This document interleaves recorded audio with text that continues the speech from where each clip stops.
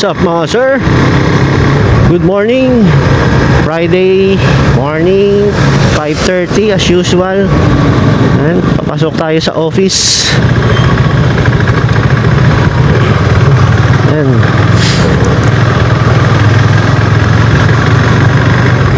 sarap bumiyahe pag ganito maaga. Woo!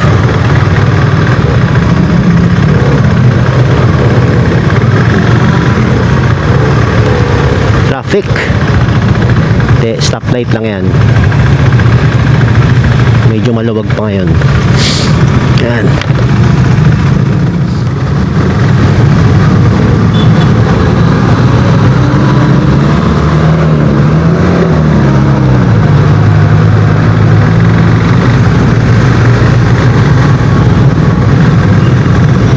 Yun, lusot. Alam ko, abutin pa eh.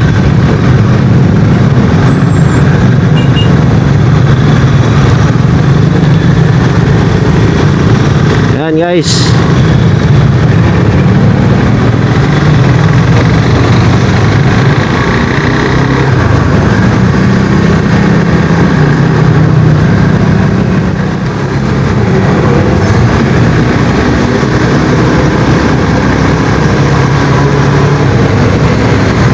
Okay ba?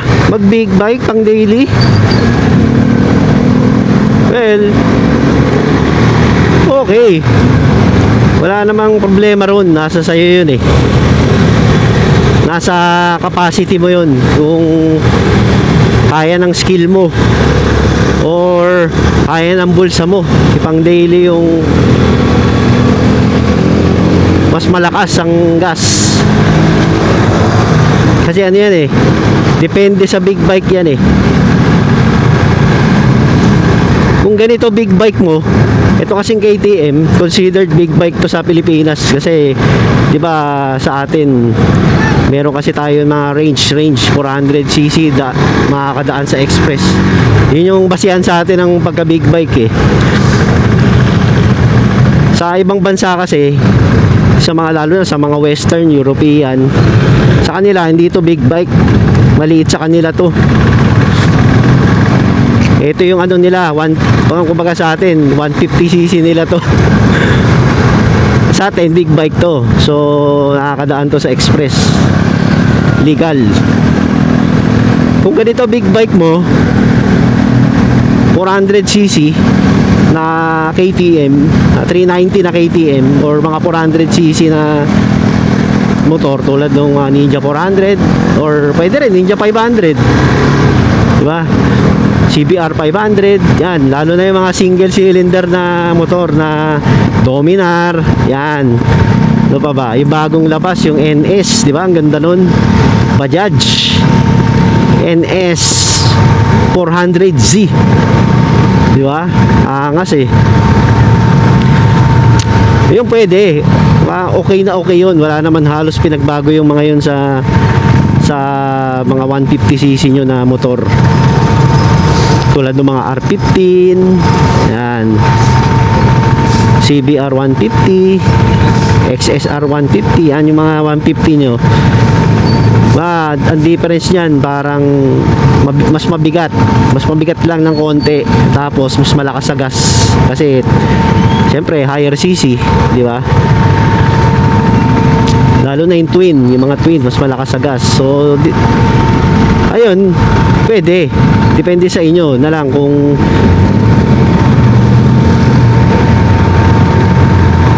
kaya nyong may skill kayo, di ba? Kasi given na mas mabigat to eh, so mas ano to, mas mahirap isingit kumpara dun sa dinadala nyo. Tsaka medyo dito ingat ka kasi mas malakas ang power niya eh. Kaya dapat talaga dito pag naka big bike ka pang daily mo, medyo hindi lang medyo disiplinado ka. Hindi ka barubal mag motor, hindi ka kamote kumbaga.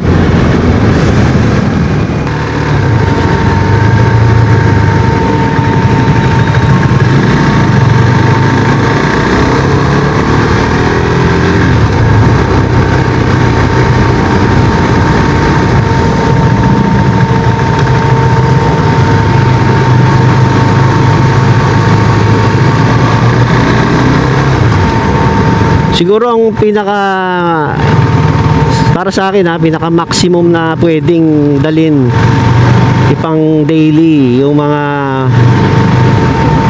Kawasaki Z650, yan, Z500 na twin, yan, Ninja 500, CBR 500, yung mga twin na yan na siguro yung para sa akin na maximum na pwede. Actually pwede naman talaga, pero ang sinasabi ko lang yung pwede naman kahit 1000cc gusto mo.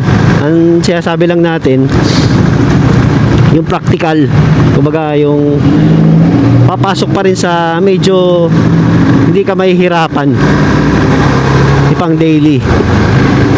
Ayun, yung mga yun. Kasi pagka lumagpas ka pa dun, ay napakabilis na dun, tsaka malakas na sa gas, hindi na practical. Iiyak na ang ano mo. Gasolina pa lang siguro 1,000, ano ka, 1,000 2 weeks mo, isang cut off mo 1,000, medyo mabigat, di ba? Ito isang cut off ko ano lang 300 di ba? Woo! Ganda tingnan nyo yun naka ninja naka ninja, yun ang daily nya, di ba? Pwede yan. Sabi sa inyo nasa capacity nyo. Huwag nyo lang kasing ikukumpara kung naka-scooter kayo. Huwag nyo ikukumpara sa scooter yung di ba? Aangas Huwag nyo ikukumpara sa scooter yung gasolina. Talagang hindi kayo makakapag big bike kung lagi nyo kinukumpara sa scooter nyo yung mas relax. Mas to sa tipid sa gas. Mag-scooter ka na lang habang buhay kung kinukumpara mo lang lagi doon. Siyempre, iba yung category yung yung big bike Gusto mong pogi, gusto mong expressway legal, gusto mong mas mabilis. Pero ayaw mo naman gumasta. O di ba? Wag na lang. Diyan ka na lang sa scooter mo. Huwag nyo lang ikukumpara.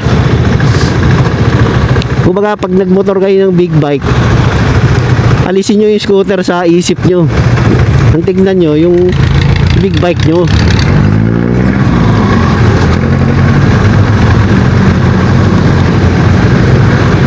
Kaya ito pinili ko, medyo practical to yan RC390. Wala, matipid sa gas to, single cylinder lang Ay, yung rin, yung naisip ko, yung Triumph. Yan, yung Speed 400. Pwedeng pang yan. Pang daily.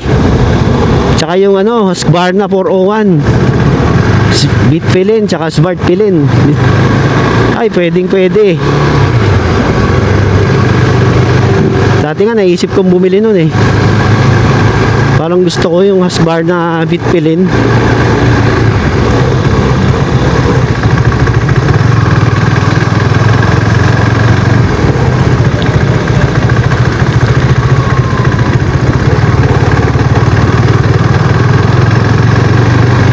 Pero saka na lang.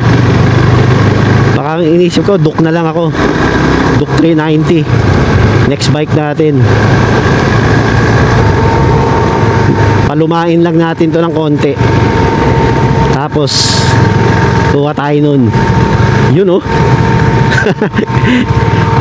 Kala mo totoo Kakatotoo yan. Manifest. Alam nyo guys, ito minanifest ko lang. Nung bumili ako dito, wala akong kapera-pera nun, parang wala akong ipon na ewan. O baka biglaan lang na bigla ako nag-ipon. Hindi siya yung matagal ko nang pinaplano. Kasi yung CBR ko, kumbaga dati kontento na ako doon, pinande-daily ko. So hindi ko naisip bumili ng big bike kasi mukha na siyang big bike Kaya lang parang nag-crave ako na gusto ko mag-expressway.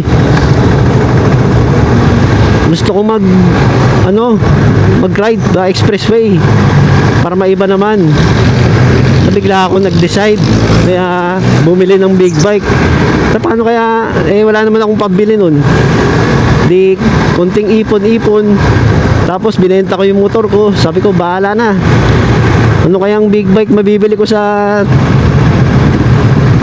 below 300k. Sabi ko baka mamaya kung ano-ano lang, wag na lang. Pero nagulat ako nung pagtingin ko dito, 205k. Grabe, tuwan-tuwa ako. Sabi ko, yes! Pagka big bike ako ng maganda sa 205,000, 210. Sabi ko, yay! Di ba?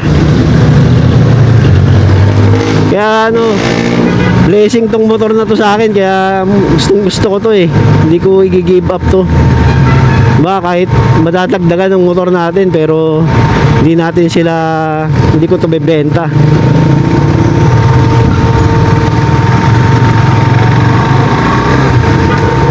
Wala ako kumbaga nung pagbili ko ng big bike, walang ano, hindi yung matagal ko na siyang pinag-iipunan na. Kasi ano ba mabibili mo sa 210k, di ba? Sabi mo na lang budget ko 220, 250, yun lang pera ko. 250, ganun lang. Ano ba naman mabibili mo sa ganun, di ba? Sabi ko, baka mamaya mauwi lang ako sa 250cc. Ganun lang ang upgrade ko, 150, from CBR 150 to 250 na cc ng motor.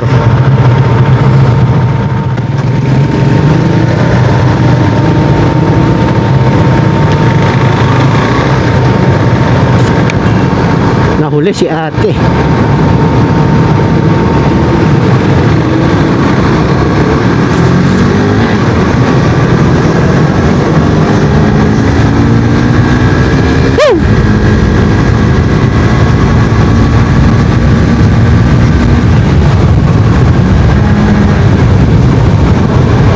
Lakas talaga ng RC, di ba?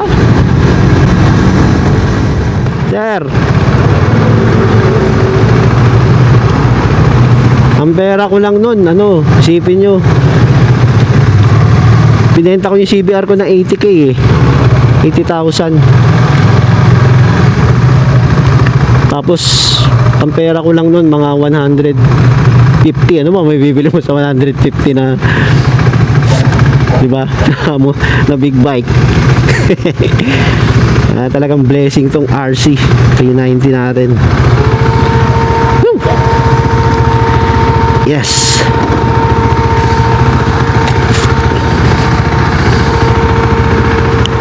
Yan. Diba? KTM RC 390. Peace out mga sir. Happy weekend. Ride safe.